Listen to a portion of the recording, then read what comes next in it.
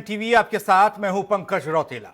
भर्तियां निकलना और उनका अदालत जाना ये तो किसी से छिपा नहीं है। हर भर्ती में कोई ना कोई नुक्ता निकालकर मुद्दा अदालत पहुंच ही जाता है। वहीं भर्तियों में कोर्ट कचहरी के बढ़ते खेल पर अब सुप्रीम कोर्ट को भी ये कहना पड़ा है कि क्यों बन रहा है ये कल्चर। इस कल्चर को समझने की एक बार फिर से आज कोशिश करेंगे, इस पर चर्चा करेंगे। R9 टीवी के editor in chief Amitabh Agnihotri ji चर्चा को आगे बढ़ाएंगे। धन्यवाद। स्वागत है सर आपका। तमाम मेहमान हमारे साथ जुड़ेंगे, चर्चा करेंगे, लेकिन पहले रिपोर्ट।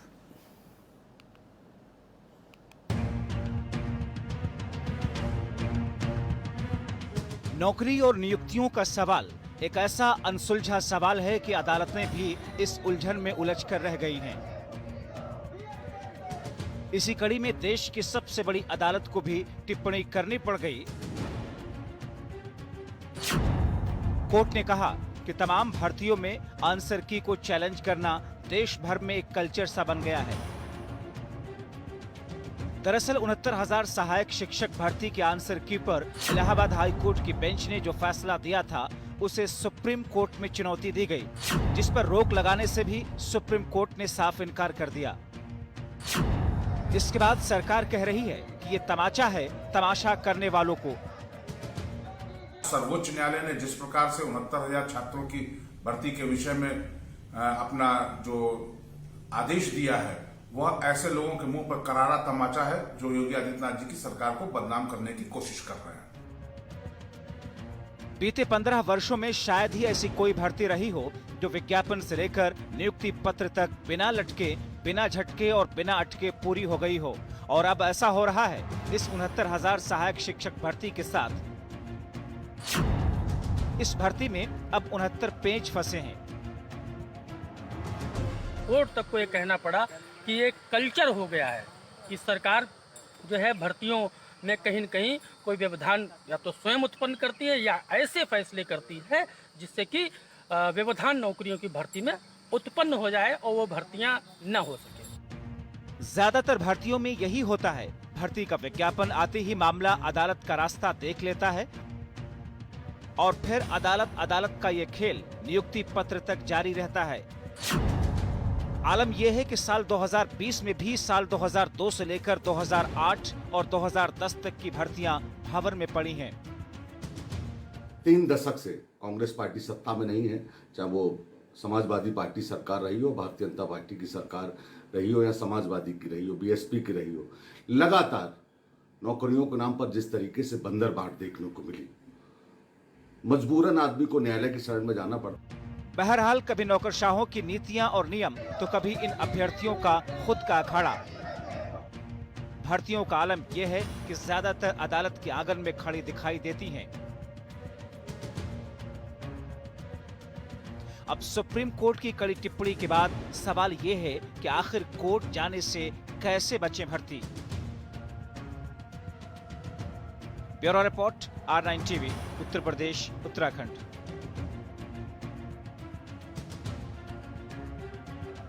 तमाम भर्तियों में आंसर की को चैलेंज करना देश भर में एक कल्चर सा बन गया है। जी हां, यह कहना है देश की सबसे बड़ी अदालत का। उत्तर प्रदेश में भी कई भर्तियां कोर्ट के आंगन में हैं और अभ्यर्थी ये आस लगाए बैठे हैं कि अब उन्हें नौकरी मिलेगी, तब उन्हें नियुक्ति पत्र मिलेगा। लेकिन अदालती लड़ाई में किसी के हिस्से कुछ आता नहीं दिख रहा है। मेहमान हमारे साथ जुड़ चुके हैं, उनसे परिचय आपका कराएं, चर्चा की शुरुआत करें। विजेंद्र सिंह, प्रवक्ता कांग्रेस, हमारे साथ है। डॉक्टर अनुराग भदौरिया जी, प्रवक्ता समाजवादी पार्टी। मेहा रश्मि, एडवोकेट, हमारे साथ हैं। मनोज मिश्रा जी, डॉक्टर मनोज मिश्रा, प्रवक्ता बीजेपी, हमारे साथ हैं। राधाकांत ओझा जी, एडवोकेट हैं, वो हमारे साथ हैं। चर्चा की शुरुआत अमिताभ जी से करते हैं। अमिताभ जी, आप जिस तरीके से 2020 चल रहा है, लेकिन आज भी 2002, 2008, 2010 की भर्तियां लटकी पड़ी हैं। ऐसे में प्रदेश में नौकरी और नियुक्तियों का सवाल है और लगता है कि अब अदालतें भी उलझ कर रह गई हैं। सवाल यह है कि भर्तियों को अदालत जाने से रोका कैसे जाए। देखिए, अदालतें उलझ के कम रह गई जी। हाथी के पांव में सबका पांव। आज जो एपेक्स कोर्ट है भारत का, सर्वोच्च न्यायालय है, उसने जो टिप्पणी की ना, वो मूलतः ये बताती है कि न्यायपालिका आजिज आ गई ये भर्ती से जुड़े मामलात को सुनते सुनते। इसीलिए उन्होंने कहा एक कल्चर बन गया है, जहां देखो वहां मुकदमा, जहां देखो वहां मुकदमा, जिसको देखो वो मुकदमा कर रहा। कि सिंगल बेंच के, डबल बेंच के, खंडपीठ के, उप खंडपीठ, हाई कोर्ट, सुप्रीम कोर्ट,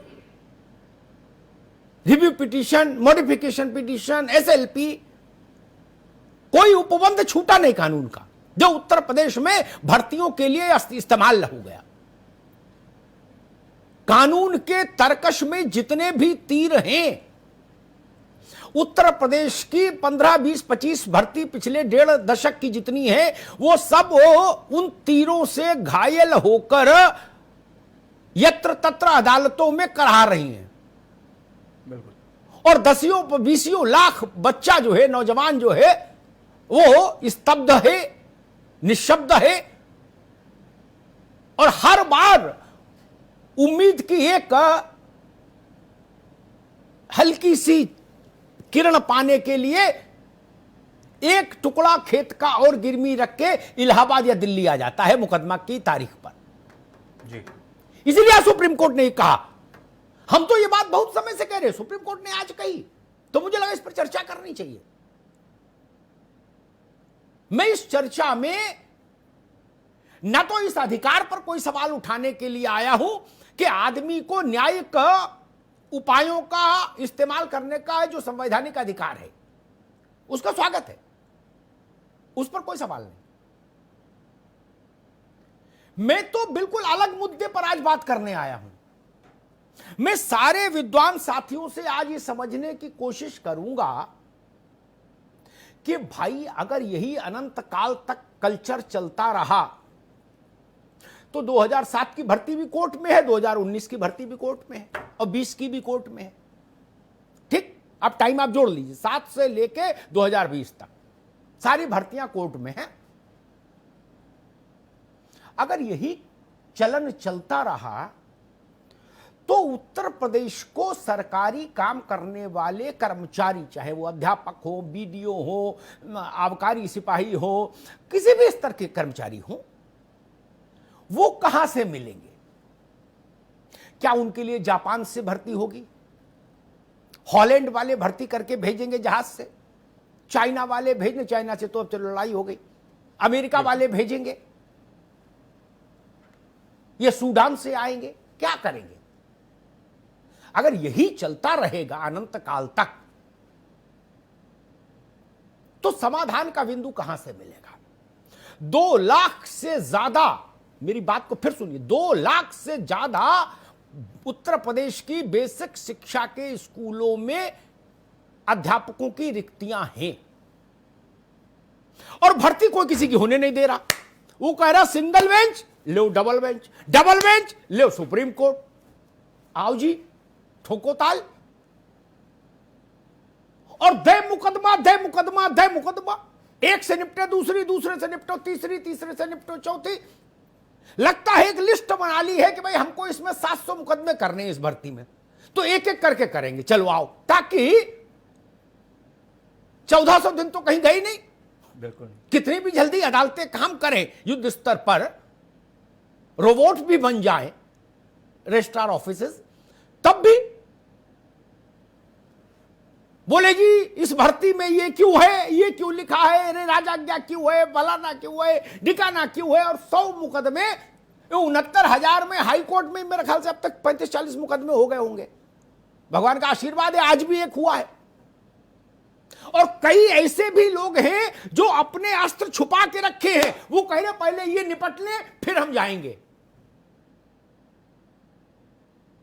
मुझे तब भी बात थोड़ी समझ में आती, सारे मुकदमे के इच्छुक पक्षकार एक ही दिन हाई कोर्ट में मुकदमे ठोक देते, 100, 150, 200, 500 जितना चाहते, 1000-2000 वकील भी इंगेज होता उसमें, कम से कम एक बड़ी हियरिंग हो जाती। लेकिन ना, उससे भी ये खतरा है कि मामला जल्दी निपट सकता है, तो जल्दी निपटने में क्यों रहे? एक बार जाएंगे कि ये फला आरक्षण के नियम का पालन नहीं हुआ, दूसरी बार जाएंगे फला उस दूसरे आरक्षण का, तीसरी बार तीसरे का, चौथी बार चौथे का, 5वीं बार क्षैतिज आरक्षण होगा कि हॉरिजेंटल होगा कि वर्टिकल होगा। सारे आरक्षण के मुद्दे भी एक बार में नहीं जाएंगे अदालत में। तो मैं तो भाई गांव देहात का आदमी, मैं सिर्फ आज ये राय जानने आया हूं कि क्या कोई ऐसा तरीका हम लोग खोज सकते हैं कि उत्तर प्रदेश सरकार का काम भी चलता रहे। पता है लोगों को, मेरे ख्याल से शायद पता होना चाहिए, उत्तर प्रदेश सरकार का 1 दशक से ज्यादा समय बीत गया इसी अदालती लफड़ों के चलते। अधिकांश कर्मचारी संविदा पर आ चुका है। 15-16 लाख आदमी मेरे ख्याल से संविदा पर काम कर रहा होगा। स्थायी कर्मचारी तो बचे नहीं, क्योंकि रिटायर होता जा रहा, भर्ती तो किसी को होने नहीं। तो क्या हम प्रदेश संविदा पर ही चलाएंगे? और ये मुकदमे की लत अगर पीसीएस वाले में भी चली गई, भगवान का आशीर्वाद रहा तो जाने में कोई मुझे बहुत समय नहीं लगता, तो क्या हम एसडीएम भी संविदा पर रखेंगे? सिटी मजिस्ट्रेट संविदा पर रखेंगे? तहसीलदार संविदा पर रखेंगे? क्या हो भाई, चलो भर्ती कैंप लगाओ, 10-10 हजार रुपया सबको महीने में देंगे, एसडीएम बन जाओ, और 11 महीने की तनख्वाह देंगे, उसके बाद रिन्यू करेंगे। फिर ऐसे शासन चलाएंगे? ऐसे शासन चलाएंगे? मास्टर संविदा पर, प्रिंसिपल संविदा पर, बाबू संविदा पर, चपरासी संविदा पर, टेक्नीशियन संविदा पर, कंप्यूटर ऑपरेटर संविदा पर।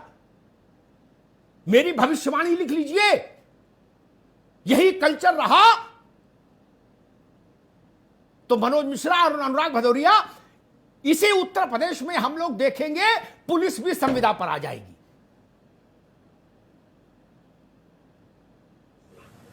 वही स्थिति होगी। इसलिए आज मैं आया भाई एक बार समझ लूं विद्वान लोगों से कि कोई रास्ता खोजेंगे कि नहीं। राधाकांत ओझा जी हमारे साथ हैं, सीनियर एडवोकेट हैं। राधाकांत जी, अदालत जाने का सबका अधिकार है, अदालत में अपनी अपने दांव पे चलने का सबका अधिकार है।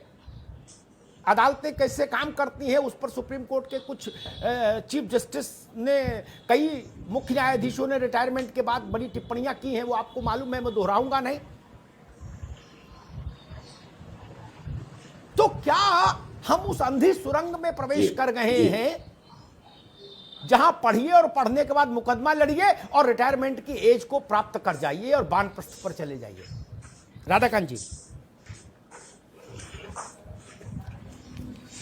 हाँ, सही कह रहे हैं जी। देखिए, एक चीज मैं आपको बता दूं जी। ये आपका अभी मैंने पूरा आपको मैंने सुना, और ये एक बड़ा महत्वपूर्ण बिंदु पे आप आज के डिस्कशन को ले जाना चाह रहे हैं। मुझे बड़ी खुशी हुई कि बेसिक इशू पे आज डिस्कशन होगा कि क्या उत्तर प्रदेश में उत्तर प्रदेश में रेगुलर एम्प्लॉय होना चाहिए कि कॉन्ट्रैक्ट पे, या ऐसे एडहॉकिज्म चलेगा।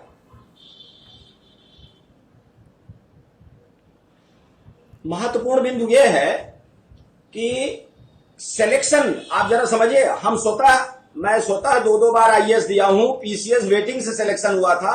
हम लोग कमीशन पे कभी क्वेश्चन रेज ही नहीं करते थे। क्या हमारी जो संस्थाएं हैं जो चुनाव करा रही, जो ये सिलेक्शन कर रही हैं, वो जिम्मेदारी निभा रही हैं?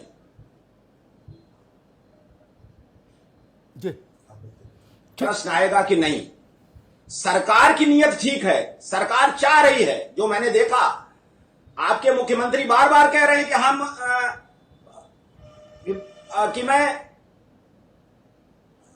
हम जो है रोजगार देंगे, लेकिन जो संस्थाएं चुनाव करा रही हैं वो पारदर्शिता के साथ और इस नहीं करे, जैसे इसी में अभी आपने बताया के साथ चली गई। मैं तो अधिकारी इसके जिम्मेदार हैं। क्या उन्होंने एक साथ खत्म हो गया? जी ठीक है राधाकांत जी, आएंगे आपके पास दोबारा। हमारे जी ठीक है राधाकांत जी, आएंगे आपके साथ। कुछ टेक्निकल ग्लिचेज हैं जिनके चलते शायद आवाज बहुत साफ नहीं आ पा रही है। दोबारा आएंगे आपके पास। मेहा रश्मि हमारे साथ हैं, युवा वकील हैं, ये उसी पीढ़ी की वकील हैं जिस पीढ़ी के बच्चे मुकदमा लड़ने आ रहे हैं उत्तर प्रदेश में, घर से खेत बेच के, गांव से। मैंने सारी बात मान ली मेहा, मैं तो उस सवाल का जवाब खोजने आज आया हूं कि ऐसे ही अनंत काल तक मुकदमेबाजी फलती फूलती रही तो हाई कोर्ट का इलाका गुलजार रहेगा, सुप्रीम कोर्ट का इलाका गुलजार रहेगा, लेकिन सरकार, उत्तर प्रदेश के अस्पताल, उत्तर प्रदेश की तहसीलें, उत्तर प्रदेश के स्कूल खाली हो जाएंगे, लोग रिटायर हो जाएंगे, नए आएंगे नहीं, मुकदमे चलते रहेंगे, सब लोग सत्यनारायण कथा का पाठ करेंगे क्या? 23 करोड़ लोगों का शासन कैसे चलेगा? जी, मैं आपसे बिल्कुल सहमत हूं और मैं ये आप तो थोड़ा सा करेक्ट कर दूं कि मैं उन कैंडिडेट्स को रिप्रेजेंट नहीं कर रही हूं। मैंने ये नहीं कहा, मैंने कहा उम्र वही है जो जिस उम्र में बच्चे लड़ रहे हैं मुकदमा, मैंने ये कहा। जी, ये नहीं कहा कि आप उनका मुकदमा लड़ रहे हैं। बिल्कुल, लेकिन मैं अपने ऊपर ये रिस्पॉन्सिबिलिटी लेती हूँ कि मैं भी उनको हमेशा उसी डायरेक्शन में गाइड करूं जिस डायरेक्शन की आप बात कर रहे हैं। मेरा मानना है कि हर अधिकार के साथ एक करस्पॉन्डिंग कर्तव्य भी है हर लिटिगेंट का, कि वो ऐसे कोई मैलिशियस लिटिगेशंस ना करे जिसका सिर्फ एक मकसद है कि किसी तरह से भर्ती प्रक्रिया को डिले कराया जाए। और इस पर्टिकुलर सिचुएशन में आप देखें तो ये मकसद किन लोगों का है? 2 लोगों का है। पहले वो शिक्षा मित्र जो चाहते नहीं है कि भर्ती कंप्लीट हो, जैसा आपने कहा, वो चाहते हैं कि वो रिटायरमेंट एज तक पहुंचे और फिर वो सरकार से पेंशन उठाएं। जैसे सरकार ने उन्हें बरसों पाला है वैसे उन्हें उनकी मृत्यु तक पालते रहे। दूसरे वो कैंडिडेट्स जो कट ऑफ मार्क नहीं स्कोर कर पाए हैं, वो अनसक्सेसफुल रहे हैं एग्जाम्स में, वो चाह रहे हैं कि किसी तरह से अपॉइंटमेंट ना हो, कुछ करके उनकी भर्ती हो जाए। इसमें अब सवाल ये है कि सोल्यूशन क्या है? सोल्यूशन क्या है इस प्रॉब्लम का? तो इस प्रॉब्लम के सोल्यूशन के लिए मैं आपको ये बताना चाहूंगी कि सुप्रीम कोर्ट बरसों से कहती आ रही है कि एक बार अगर किसी कैंडिडेट ने सिलेक्शन प्रोसेस में पार्ट ले लिया तो उसका कोई हक नहीं बनता कि जब उसका सिलेक्शन ना हो, जब वो एग्जाम में फेल हो जाए या इंटरव्यू में फेल हो जाए, फिर वो वापस मुड़कर आकर कहे कि अरे नहीं, सिलेक्शन प्रोसेस में तो ये गलती थी, वो गलती थी। Madan Lal versus state of Jammu and Kashmir 1995 से लेकर 8 अप्रैल 2020, रमजीत सिंह वर्सेस संजीव कुमार ने बार-बार सुप्रीम कोर्ट यही बात दोहरा रही है। आपने बड़ी अच्छी बात कही, ये मेरे संज्ञान में था, लेकिन अदालतों पर टिप्पणी करते समय थोड़ा मर्यादा में भी रहना पड़ता है। मैं हैरान हूं, जब ये नजीरे हाई कोर्ट में हैं मौजूद उत्तर प्रदेश के, तो सोमवार को 7 और मंगल को 12 याचिकाएं कैसे स्वीकार हो जाती हैं? ये सवाल उठेगा। बिल्कुल, यही हमारी सबसे पहली सवाल पॉइंट यही आती है। बिल्कुल सवाल उठना चाहिए और इसका जवाब यही है कि इस कोर्ट को बहुत स्ट्रिक्ट व्यू लेना चाहिए। Unless there is something exceptional, कोई भी ऐसी याचिका एंटरटेन नहीं होनी चाहिए एडमिशन से पहले ही उसे। जी, आएंगे आपके पास। मैं मनोज मिश्रा जी के पास चलूंगा। मनोज जी, आज की बहस थोड़ी अलग किस्म की है, अलग मिजाज की है। क्या यह बेहतर नहीं होगा कि उत्तर प्रदेश सरकार अपने राज्य के हाई कोर्ट से कहे कि भर्ती से जुड़ी याचिकाओं में अगर सब्सटेंस नहीं पाया जाए और लगे कि ये मेलाफाइड इंटेंशन से दायर की गई और समय लगाया गया, तो उनमें वो कड़ा रुख अपनाए। एक। दूसरा, क्या अब समय नहीं आ गया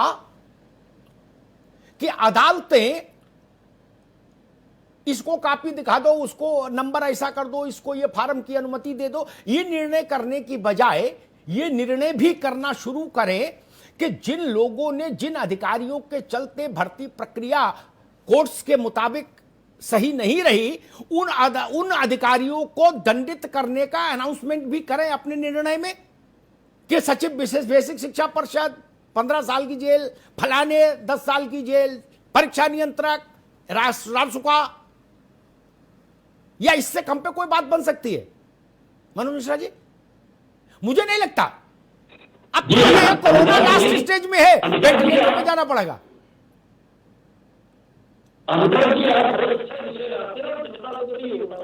जी, इसलिए आप बधाई के पास, लेकिन हमें एक उदाहरण याद आ रहा है कि ये न्यायपालिका का दुरुपयोग करने जैसी बात को समझ में आनी।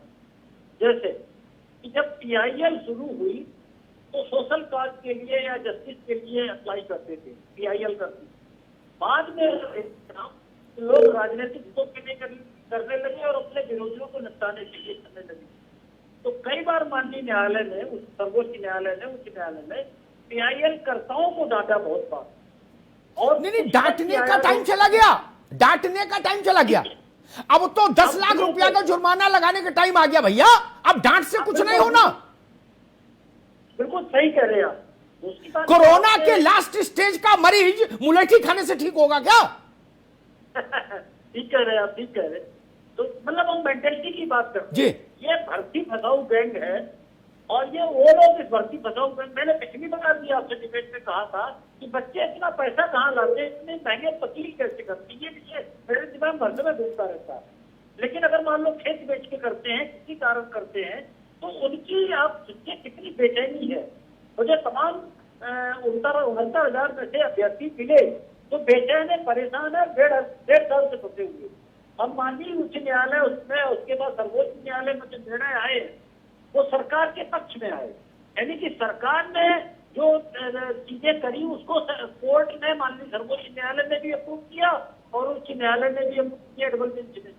इसके मतलब सरकार की मंशा साफ है और सरकार नौकरियां देना चाहती है। जी ठीक है। अब भर्ती फसाऊ बैंक क्या करता है कि ये पहले सीटें बिकती थी समाजवादी पार्टी सरकार में, तो उन्हें लगता है इतना बड़ा चंक हमारे हाथ से निकल गया। जी अनिल यादव जैसे लोग उनके लोक सेवा आयोग के ठीक है। मनोज जी आएंगे आपके पास। मनोज भाई अभी रुकना होगा, बाकी मेहमानों को बहस में ले लूं, फिर आऊंगा आपके पास। अनुराग भदौरिया, मैं पार्टी के स्तर पर आज बहस कतई नहीं ले जाऊंगा।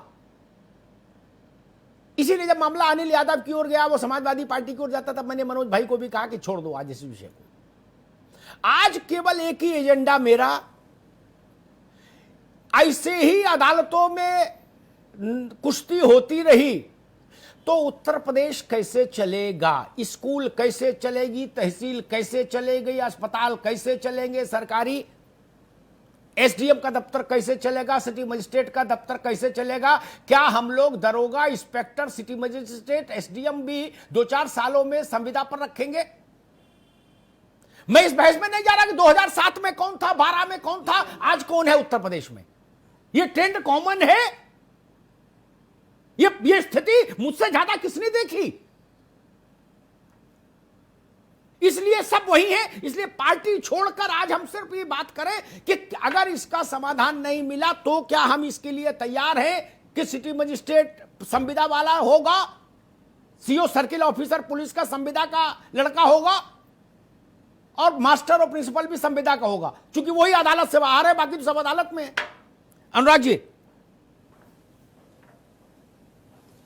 देखिए, एक चीज़ तो अमिताभ जी आपको समझनी पड़ेगी, हम सभी को समझनी पड़ेगी कि जो सरकार होती है, सरकार की एक जिम्मेदारी होती है कि जो वैकेंसी आप निकालते हो तो उस वैकेंसी जो आपने निकाली है, जो उसके आपने मापदंड अपनाए हैं कि इतने मार्क्स होने चाहिए, इतनी सीट रिजर्व है, कट ऑफ लिस्ट ये है, वो एकदम ट्रांसपेरेंट होनी चाहिए।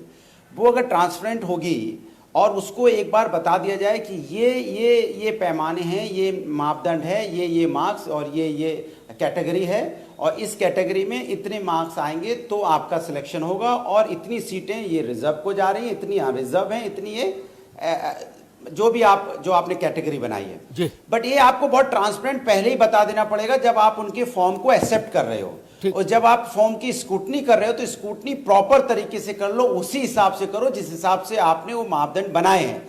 बट होता क्या है कई बार कि जो आपने एक रूपरेखा बनाई है उसके बाद आप सारे फॉर्म एक्सेप्ट कर लेते हो, फिर उसके बाद रिजल्ट निकालते हो तो पता चलता है कि वो जो रिजल्ट में कुछ गड़बड़ी आ गई कि अनरिजर्व वाला रिजर्व में चला गया, रिजर्व वाला अनरिजर्व में आ गया, जो त्रुटियां पाई जाती हैं।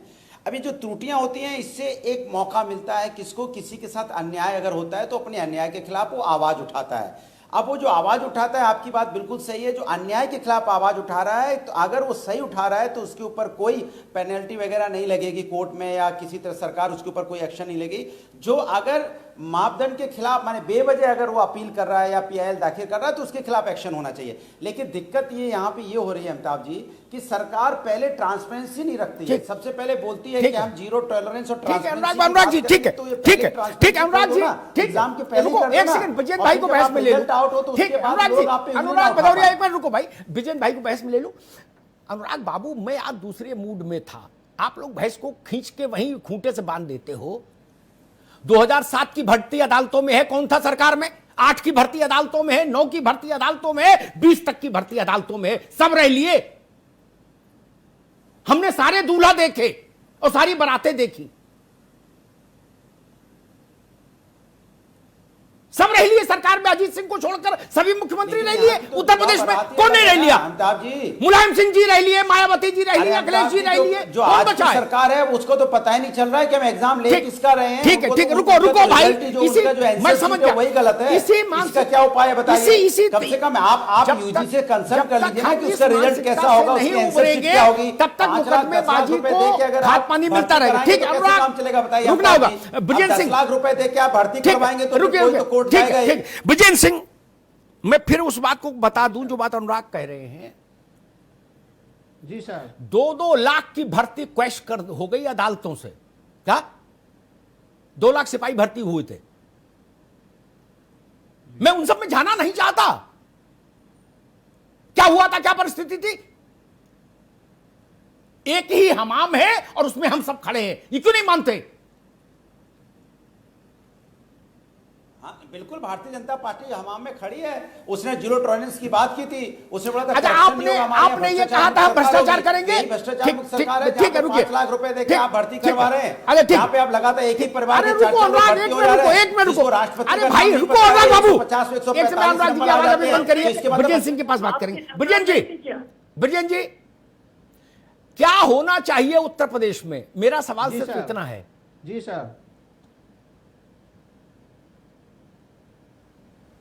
देखिए, आपको साधुवाद है कि आपने इतना महत्वपूर्ण विषय पर चर्चा कराई। 2 बातें बहुत स्पष्ट समझ लीजिए। सरकार और संस्था दोनों की भावना अपवित्र हुई मायावती जी के अंतिम कार्यकाल से लेकर के और आज तक, और एक काकस बन गया भर्ती माफिया और भ्रष्ट प्रशासनिक अधिकारियों का। तो हमें एक तो काकस तोड़ना होगा, दूसरे भावना को पवित्र करना होगा। अभी आदरणीय ओझा जी कह रहे थे कि कोई सोच नहीं सकता था कि हम संघ लोक सेवा पर अंगुली उठाएंगे, कोई सोच नहीं सकता था कि हम भर्ती बोर्ड पर अंगुली उठाएंगे। लेकिन संस्थाएं अपवित्र हुई 2 कारणों से। जो सरकारें आई, उन्होंने एक खास जात या वर्ग को नौकरी देनी चाहिए या पैसा लेना चाहा, क्योंकि भर्ती बोर्डों के चेयरमैन वही सरकार ही बनाती है। तो ये दोनों जब अपनी पवित्रता खो दिए, तभी लोग न्यायालय की तरफ जा रहे हैं। ये बहुत ही दुर्भाग्यपूर्ण स्थिति है हमारे उत्तर प्रदेश के लिए। इसको रोकने का केवल एक तरीका है। जब आदित्यनाथ जी सरकार में आए तो एक भरोसा लोगों को बना था कि वो संत पुरुष हैं, शायद उस पवित्रता को बहाल करेंगे। लेकिन ना चाहते हुए भी मुझे कहना पड़ रहा है कि जो अंतिम भर्ती विवादित है, उसमें भी सरकार की नीयत साफ नहीं थी। भर्ती घोषित हो गई, परीक्षा हो गई, उसके बाद कटाव तय हुआ कि हम 45% पर लेंगे कि 60% पर लेंगे। तो हमें भर्ती बोर्ड की पवित्रता बहाल करनी पड़ेगी, खुद सरकार को पवित्र होना पड़ेगा। हम वैकेंसी निकाल रहे हैं 70,000, इसमें जो भी योग्य होगा वो आएगा। जी करेंगे, आप इसे नहीं रोक सकते, नहीं रोक सकते, नहीं रोक सकते। छोटा सा ब्रेक ले रहे हैं, ब्रेक के बाद जब वापस आएंगे तो चर्चा जारी है।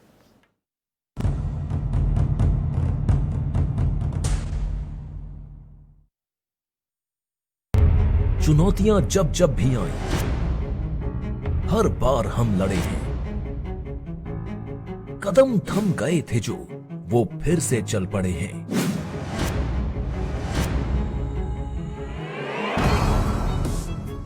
चुनौतियों से जूझकर ही लक्ष्य नए बने हैं।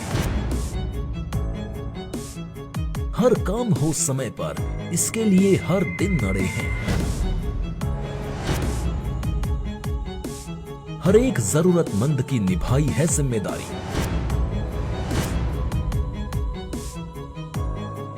कोई कहीं भूखा न रहे, भरी हो सबकी थाली।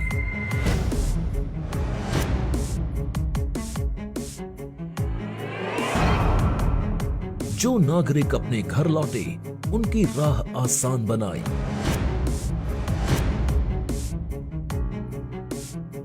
पसीने की हर बूंद के लिए अब है पूरी तैयारी।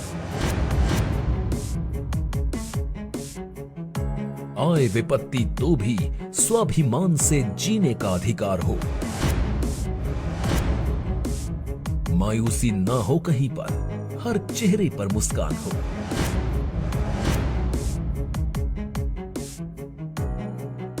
कारोबार फले फूले फिर प्रण लिए उठ खड़े हैं।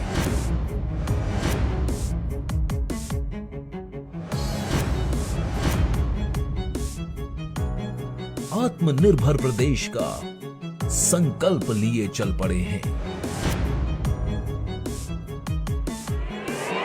कोरोना हारेगा, भारत जीतेगा।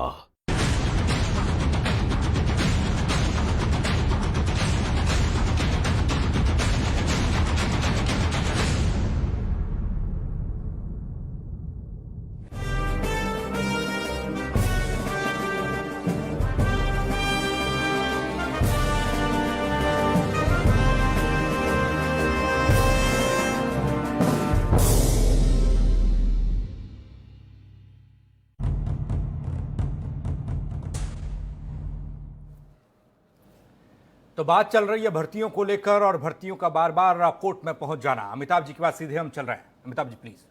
ओझा जी, आधे घंटे की बहस में कोई लबोलुबाब नहीं निकला और इतनी जल्दी निकलना भी नहीं है। बीमारी छोटी तो है नहीं, कई सारे वेस्टेड इंटरेस्ट इसमें इन्वॉल्व है। आप अदालत के आदमी हो, वकील हैं। मेरे जहन में दो सवाल हैं जो मैं पूछना चाहता हूं। भर्ती के मामलात में 2007 से मान लो ये बवाल शुरू हो गया, ये सुनामी आ गई थी, दे अदालत दे अदालत दे अदालत। हालांकि वकीलों के लिए अच्छा है, लेकिन बाकी प्रदेश के लिए खराब है।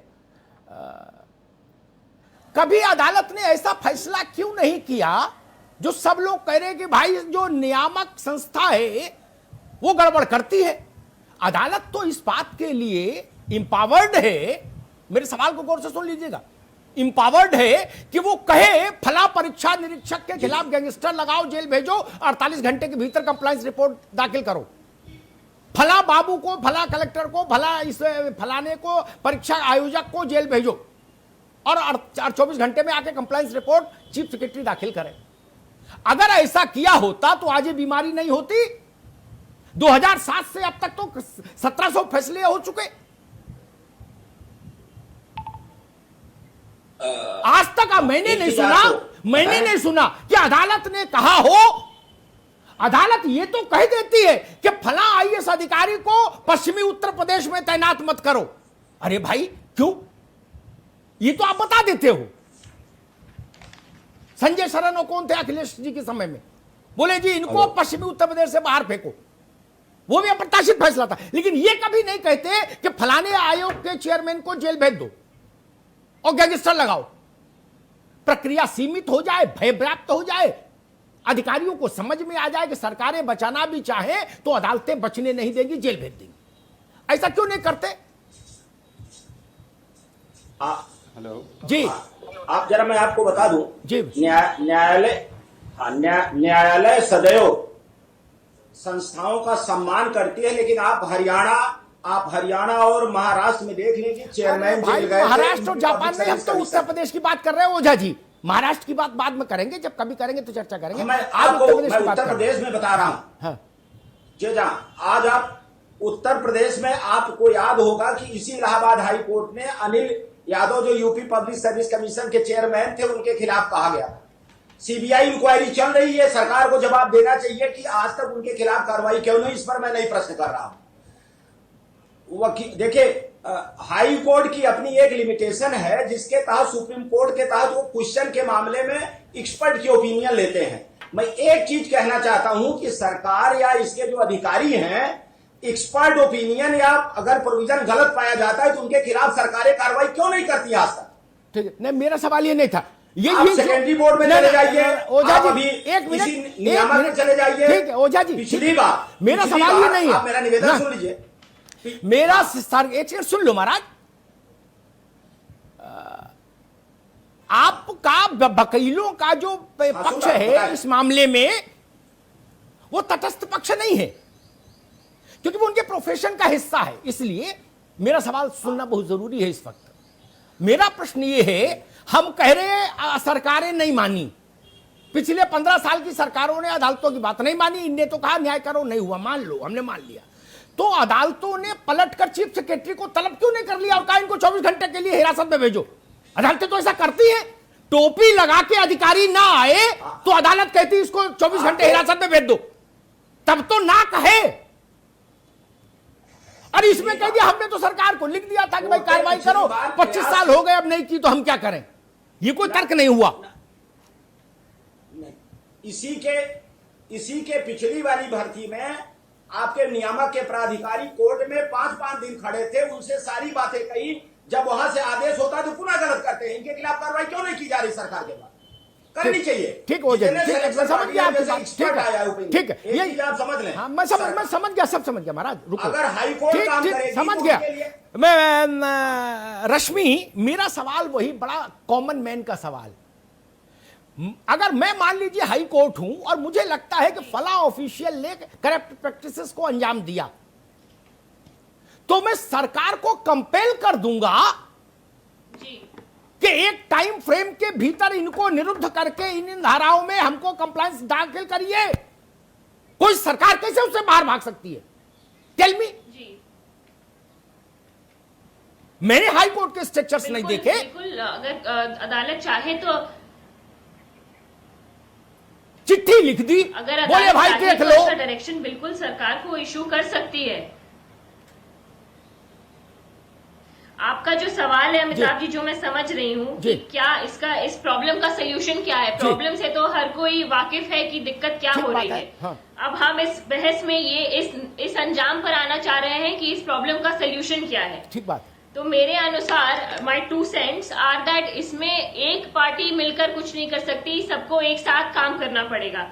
सबसे पहले सरकार को सबसे पहले एक ब्लूप्रिंट बनाना पड़ेगा कि उसे भर्ती कैसे करनी है और उसे स्ट्रिक्टली फॉलो करना पड़ेगा।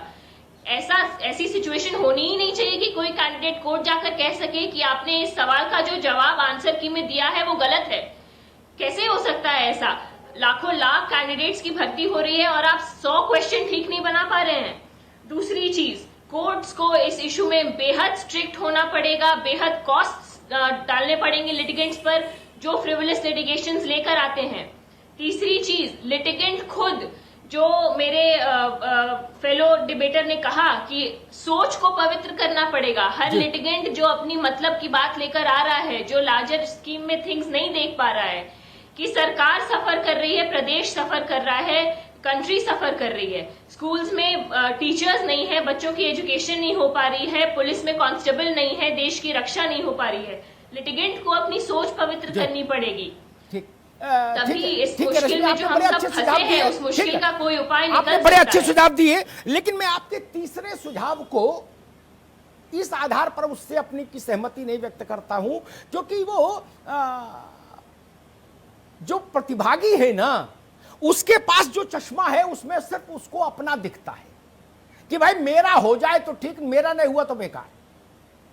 इसलिए वहां तो नहीं, वहां तो अदालत को हाथ में लेने पड़ेगा पहल। बाकी उनसे नहीं होगा कि सब लोग धर्म की जय हो, अधर्म का नाश हो, प्राणियों में सद्भाव हो। ये तो आज तक नहीं हुआ। पंडित जी हजारों साल से कह रहे भारत में, तो अब क्या होगा? इसलिए वो अदालतों को अपने हाथ में लेना होगा। सरकारी मुलाजिम और एप्लीकेंट और लिटिगेशन करने वाले दोनों के अगर इंटेंशन पर अदालत को शक हो तो निर्णायक सजा तत्काल सुनाई जाए। विजेंद्र भाई, मेरा सवाल वही, क्या हम एक ऐसी अंधी गली में, अंधी सुरंग में फंस गए हैं जहां भर्ती निकलेगी तो वो हाई कोर्ट और सुप्रीम कोर्ट में भटकते भटकते, लटकते लटकते, अटकते अटकते ऐसी परिस्थिति हो जाएगी कि जिस बच्चे ने 25 साल की उम्र में फार्म भरा वो 45 का हो गया और भर्ती झूल रही है अदालतों में।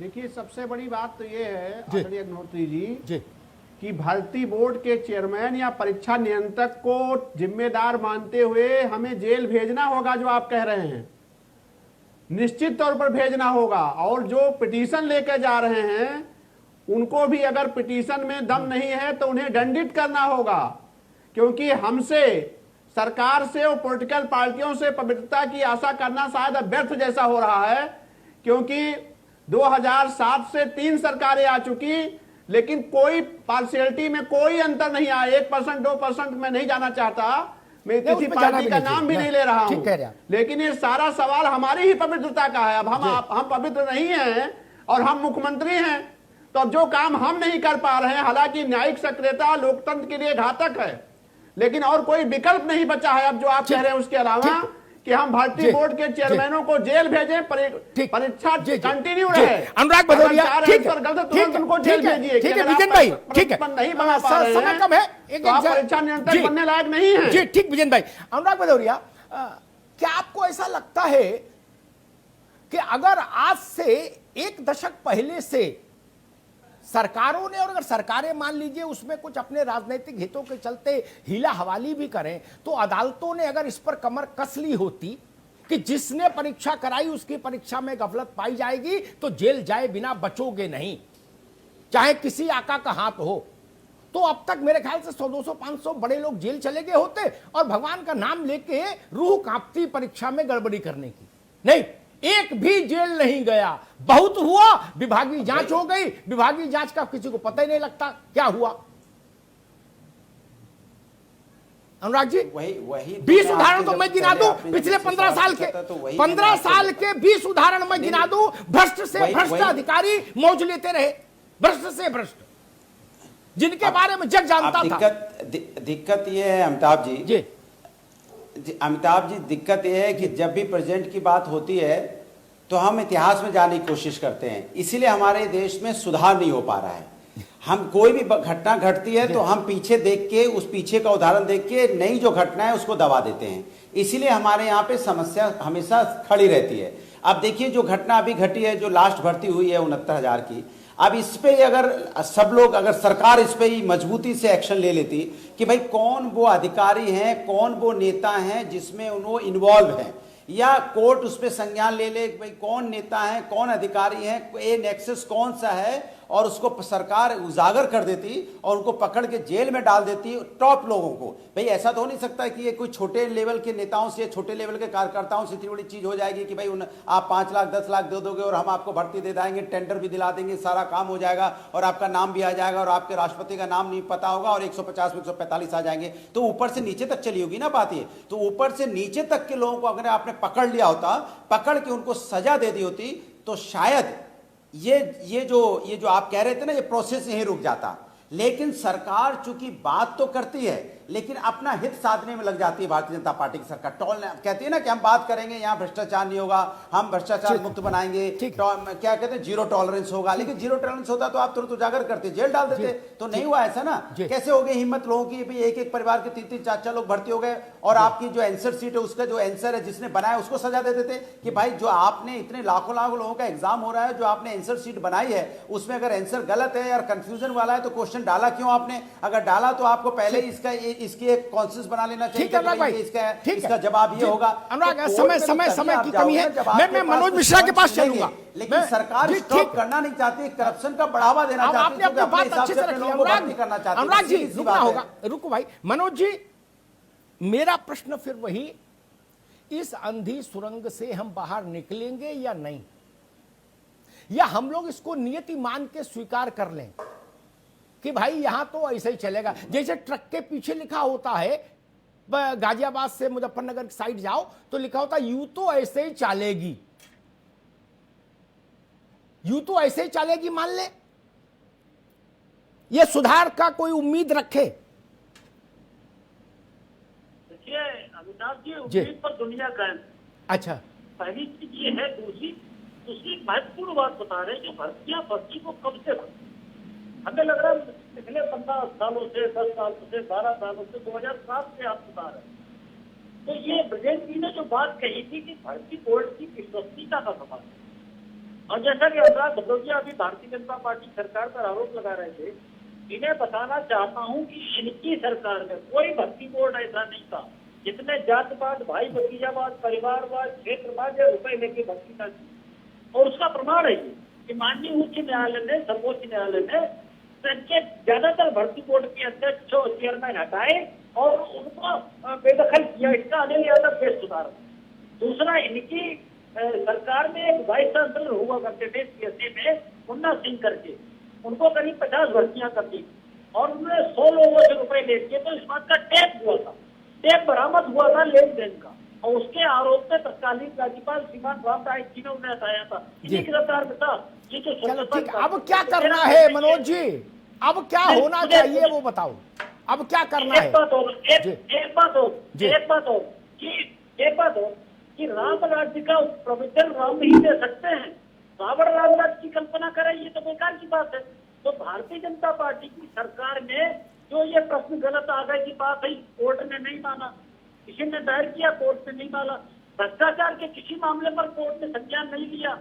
सच बात ये है कि ये भर्ती पसाऊ गैंग है जो करोड़ों लाखों रुपए कमाता रहा है भर्तियों में, और वो आदत है उसकी कितनी बड़ी भर्तियां निकली जा रही है उसी सरकार में, और हमें कुछ मिल नहीं रहा 2 रुपया भी। जैसा कि अभी 4-5 लाख का जिक्र अनुराग भदौरिया जी ने किया कि 4-5 लाख लिए जा रहे हैं।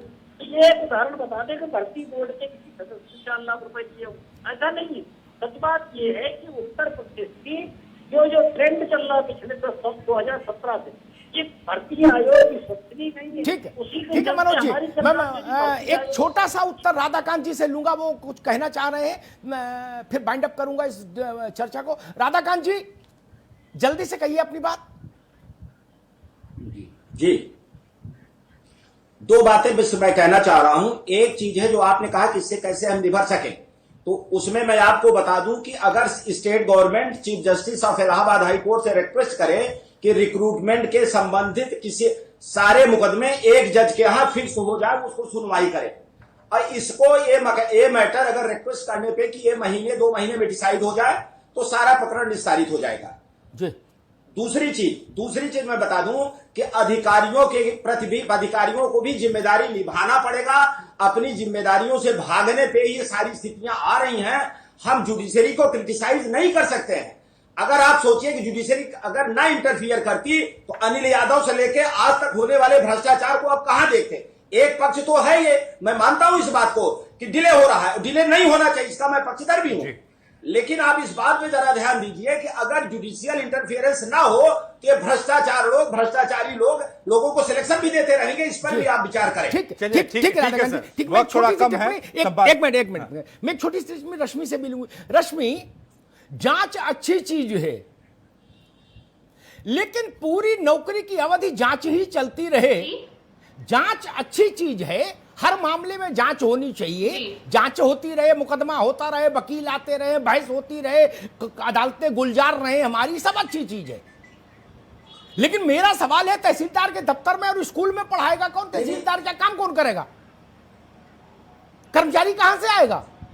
ये तो इसको जिम्मेदारी भाई राधाकांत जी रुको, बिल्कुल सही बात है। और इसका एक तोड़ है अमिताभ जी। जी बोलिए जल्दी से। इसका एक तोड़ बड़ा आसान सा है अमिताभ जी की, ऐसे जो भर्ती के मामले होते हैं जो कोर्ट जाते हैं, उसमें एज ए रूल गवर्नमेंट को कोर्ट्स को ठान लेनी चाहिए कि कोई स्टे नहीं होगा, भर्ती वैसे की वैसी ही चलेगी। अगर भर्ती हो जाने दीजिए, बाद में अगर पता चलेगा कि कुछ गलत हुआ है तो उसे रेक्टिफाई कर दिया जाएगा। भर्ती किसी हाल में नहीं रुकनी चाहिए। अगर कोई कैंडिडेट गलत अपॉइंट हुआ है, बाद में आप उसका अपॉइंटमेंट कैंसिल करिए, करेक्ट कैंडिडेट को अपॉइंट करिए, लेकिन उस एक गलत अपॉइंटेड कैंडिडेट के लिए आपने 70,000 सीट्स खाली छोड़ी हुई हैं। हर दिन हर एक बच्चा उत्तर प्रदेश का सफर कर रहा है। जी ठीक है, मैं ठीक है, हम संपादकीय टिप्पणी के लिए अमिताभ जी के पास समय इजाजत नहीं दे पा रहा, रोक रहे हैं आपको। अमिताभ जी प्लीज। मैं 3 सुझाव दूंगा, बल्कि 4 सुझाव, और आज अदालत को बहुत विनम्रता से अदालत की सेवा में कुछ बातें जरूर रखूंगा। मेरी छोटी बुद्धि कहती है, जिस बात को रश्मि ने भी अपने अंतिम टिप्पणी में इशारे में कहा, मैं उसको और प्रामाणिकता से कहने की कोशिश करता हूं। भारत ने जो व्यवस्था चुनाव की प्रक्रिया के लिए तय की है उसी व्यवस्था से भर्ती हो पाएगी, कम से कम उत्तर प्रदेश में ये जान लीजिए। चुनाव की प्रक्रिया वकीलों के आंगन से बाहर कर दी भारत ने।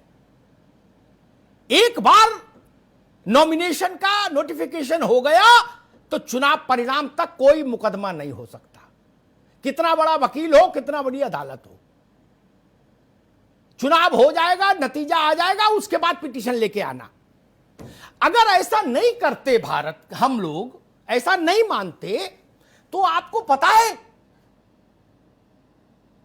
547 सीटों के लिए लोकसभा में चुनाव होता है। 5 लाख से ज्यादा मुकदमे हो जाते प्रक्रिया, और 1947 से आज तक एक चुनाव भी नहीं हो पाता। They stay. रामलाल का केस निपटता, श्यामलाल का मुकदमा, श्यामलाल निपटते, हीरालाल, फिर मोतीलाल। वकील खुश, अदालतें खुश, जय हो रही थी होती, और देश में सरकार नाम की कोई चीज ही नहीं आ पाती। इसलिए भारत ने तय किया कि अदालतों को इससे बाहर करो। वैसी ही निष्ठा, वैसी ही जिजीविषा दिखानी चाहिए। भर्ती के विज्ञापन से लेकर नियुक्ति तक, ज्वाइनिंग तक, उस प्रक्रिया को जुडिशियल इंटरवेंशन से बाहर रखा जाए। मैं ये नहीं कह रहा हूं उसका अंतिम परिणाम न्यायिक समीक्षा से परे नहीं होगा, क्योंकि चुनाव का अंतिम परिणाम भी न्यायिक समीक्षा से परे नहीं है। लेकिन अंतिम परिणाम, इन प्रोसेस इंटरवेंशन अलाउड नहीं होना चाहिए। मनोज जी, इस पर सोचिए। इसके लिए विधानसभा को अगर कुछ करना हो वो भी किया जाना चाहिए, अगर लेजिस्लेशन जरूरी हो। दूसरी बात मैं अदालतों से कहूंगा, नहीं राधाकांत जी अब नहीं आ पाएंगे आपके पास। अच्छी बात है अदालती सक्रियता रहे, अदालतें हमें कई अवसरों पर बचाती हैं। जब हम तंत्र से निराश होते हैं तो वहां एक रोशनदान मिलता है। लेकिन यह तय करिए कि जिसका दोष पाया जाए सरकारी मुलाजिम का, उसको जेल भेजने तक की जिम्मेदारी निभाइए। जब तक वो अधिकारी डासना ना पहुंच जाए तब तक जज साहिबान को, सरकार को हुक पर टांगे रखना चाहिए। भाई बताओ आके, बताओ आके, बताओ आके, बताओ आके। और अगर मुझे कोई ये समझाने की कोशिश करेगा वकील कि नहीं नहीं ऐसा नहीं हो पाता, तो मैं 10 उदाहरण दे दूंगा, 10, जिसमें सरकारों ने, अदालतों ने सरकारों से समयबद्ध कार्रवाई करा ली 24 घंटे में, 48 घंटे में। केंद्रीय सरकार से मैं 10 उदाहरण बता दूं, किसी का बहाना नहीं चला। उन्होंने कहा कल गृह सचिव आएंगे, नहीं तो वकील साहब पहुंचे, बोले हाजिरी माफ कर दो, बोला गृह सचिव को बुलाइए। बोले नहीं मानेंगे तो हम जेल भेज देंगे। वैसा तेवर क्यों नहीं दिखाया? अनिल यादव के खिलाफ मुकदमा चलेगा, जांच होगी, कब नौमन तेल होगा, कब राधा नाचेगी। क्या अदालत के इख्तियार में ये नहीं था कि कहते अनिल यादव को जेल भेजो, इनको खिलाफ राष्ट्रद्रोह का मुकदमा लगाओ? राष्ट्र के खिलाफ इससे बड़ा द्रोह क्या हो सकता है अगर आपने मान लिया कि इन्होंने गलत किया? ऐसे 100 उदाहरण मैं दे सकता हूं। तीसरी बात मैं कहूंगा, अगर अदालत को यह लगता है, मैं देखता हूं एक पिटीशन पर 6 महीने गुजर गए, 6 महीने वकीलों का उस पर वाद विवाद चला, अंत में माननीय न्यायालय ने निर्णय दिया, यह अपील, यह लिटिगेशन, अदालत इस नतीजे पर पहुंची है कि यह अदालत का समय खराब करने के लिए दायर की गई थी। अब बताइए 6 महीने तो गए, केवल अदालत के ही नहीं, मेरे उत्तर प्रदेश के भी 6 महीने गए, और करोड़ों रुपया का बारह न्यारा हो गया वकील साहिबान के फीस में। जरा कितनों की पायल बिक गई, कितनों के कंगन बिक गए। ये बात पहले दिन क्यों नहीं समझ ली? अच्छा मान लीजिए 6 महीने बाद भी समझी, क्या आपने 10, 20, 50 एप्लीकेंट्स को यह कहा कि भाई इन पर इतना जुर्माना लगाइए कि नजीर हो जाए ताकि दोबारा कोई नहीं आए? नहीं किया ना। ये होना चाहिए, ये करना होगा। इसके बिना नान्यः पंथा एनाय, कोई दूसरा रास्ता नहीं। 2 लाख सिपाही की भर्ती होती है, अचानक पता लगता है करप्शन हुआ, रद्द हो गई। फिर नून तेल लकड़ी जुटाओ, फिर गृहस्थी बसाओ, जब तक किनारे पर पहुंचो तब तक पता लगा बाढ़ आ गई, भर्ती बह गई। ये कब तक, ये सिलसिला कब तक? ये ठीक नहीं। आज इस मंच से मैं बिना राजनीतिक टीका टिप्पणी की ये बात कहूंगा, उत्तर प्रदेश सरकार से मेरा आग्रह है, देखें क्या ये राज्य से संभव है या केंद्र का इंटरवेंशन चाहिए इसमें, मुझे जानकारी नहीं, लेकिन भर्ती की प्रक्रिया को चुनाव की प्रक्रिया की तरह बनाइए। ऑनगोइंग प्रोसेस में अगर अदालतों का इंटरवेंशन और लिटिगेशंस के लिए आप रास्ता खुला रखेंगे तो लिख लीजिए मेरी बात, इस देश में बड़े काबिल वकील हैं, भर्ती पूरी कभी नहीं हो पाएगी, कभी पूरी नहीं हो पाएगी। उत्तर प्रदेश उसका उदाहरण है। और जब हमने चुनाव के लिए, मेरे पास तो आइडेंटिकल उदाहरण है, जब हमने चुनाव के लिए निर्णय किया तो इसीलिए किया था ना, यही क्षमता जानते हुए इस देश के लोगों की मुकदमेबाजी की, कि इतने मुकदमेबाज आ जाएंगे। अरे करना क्या है, 5,000 रुपए का पर्चा भरना है एमएलए के चुनाव में, उसके बाद मुकदमा ठोक देना है, चुनाव नहीं हो पाएगा। यही ना पूरी लोकतांत्रिक प्रक्रिया रोक देता कोई आदमी मैलाफाइड इंटेंशन से। इसलिए भारत ने तय किया कि अदालतों का हस्तक्षेप नहीं मानेंगे। मैं ये नहीं कह रहा कि इसको संविधान की 9वीं अनुसूची में डाल दो, वो भी एक रास्ता है, जुडिशियल इंटरवेंशन वहां भी खत्म हो जाएगा। और रोज रोज तो नहीं हो सकता, मैं वो नहीं कह रहा, क्योंकि ये प्रक्रिया बाबुओं के हाथ से गुजरती है, लेकिन प्रक्रिया तो पूरी हो।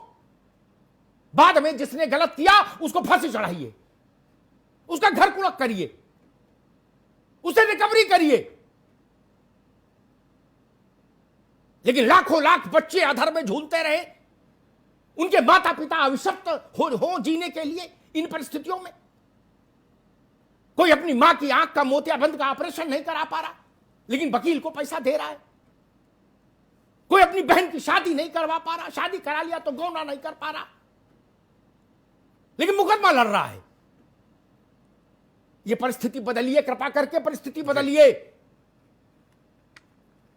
ये हमारे आपके बच्चे हैं, हम कौन सा उत्तर प्रदेश इनके लिए छोड़कर जाना चाहते हैं। और इस सबसे हटके एक व्यवहारिक सवाल, अगर हम निष्पक्ष और सुरक्षित भर्ती, समयबद्ध भर्ती नहीं करेंगे तो उत्तर प्रदेश चलेगा कैसे, यह भी जान लीजिए। 3 करोड़ के आसपास बच्चे बेसिक शिक्षा परिषद के स्कूलों में एनरोल्ड होते हैं, 2.5-3 करोड़। उनको कौन पढ़ाएगा, कौन पढ़ाएगा? उनको ऐसे ही छोड़ दे, एक स्कूल एक मास्टर? नहीं, 2 लाख से ज्यादा पद खाली हैं, ये राइट टू इंफॉर्मेशन की जानकारी है। और मुकदमाबाजी चल रही है और अनंत काल तक चलेगी। मैंने तो आज एक पिटीशन फिर हाई कोर्ट में देखी, हाई कोर्ट ने उसको एक्सेप्ट कर लिया, कोई तारीख लगा दी, बोले नोटिस जारी करो। बोले जी फला को आरक्षण इसमें क्यों नहीं दिया गया? बोले अच्छा ठीक है, ये भी है, आ जाओ। और एक बात जो शायद रश्मि ने ही कही थी, वो भी मुझे व्यवहारिक लगती है, या शायद ओझा जी ने कही, कि हाँ शायद ओझा जी ने कही, कि अगर कुछ नहीं हो सकता तो फौरी तौर पर इतना तो हो ही जाए, भर्ती से, गवर्नमेंट रिक्रूटमेंट से जुड़े सारे मामलात अदालतें ये तय, हाई कोर्ट ये तय करे कि 30 दिन के भीतर उनका निस्तारण करेंगे। एक ही बेंच रहेगी, कोई चेंज नहीं होगा, समयबद्ध निस्तारण, 30 दिन के भीतर भर्ती गो हेड या भर्ती कैंसिल, बीच का रास्ता नहीं। धन्यवाद। बहुत बहुत शुक्रिया विजेंद्र सिंह जी, डॉक्टर अनुराग भदौरिया जी, मेहा रश्मि जी, डॉक्टर मनोज मिश्रा जी, राधाकांत ओझा जी, अमिताभ जी, बहुत बहुत शुक्रिया। उत्तर प्रदेश में भर्तियों का आलम यह कि कोर्ट कचहरी के चक्कर में तमाम अभ्यर्थी इंतजार में बैठे, और ऐसा लगता है कि बीमारी सब जानते हैं, बीमारी का इलाज भी जानते हैं, लेकिन इलाज कोई या तो करना नहीं चाहता या फिर कुछ और। इस खास कार्यक्रम में फिलहाल इतना ही। बाकी खबरों के लिए आप बने रहिए आरएन टीवी के साथ, सिर्फ खबर के लिए।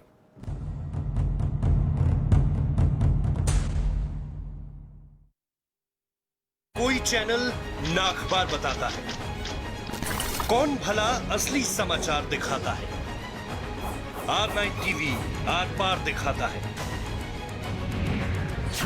R9 टीवी सिर्फ खबर के लिए। काम बहुत है, वक्त है